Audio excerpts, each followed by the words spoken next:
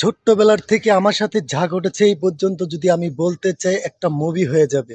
আর এত কথা শোনার মতো ধৈর্য আপনাদের নেই।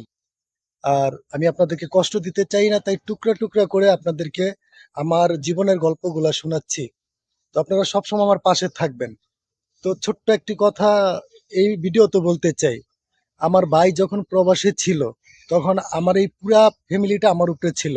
আমার ভাই টাকা পাঠাইতে পারেনি, অনেক সময় পাসওয়ার্ড ভুল হয়ে যায় বা টাকা ব্যাংকে আসেনি। অনেক অজুহাত দিয়ে আমার ইনকাম, আমার কষ্টের টাকা আমার ফ্যামিলিতে পাঠাতাম।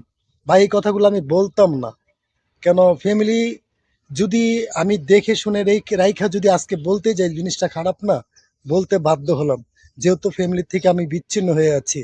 আমি কি না করেছি, এই জীবন অনেক কষ্ট করেছি ভাই।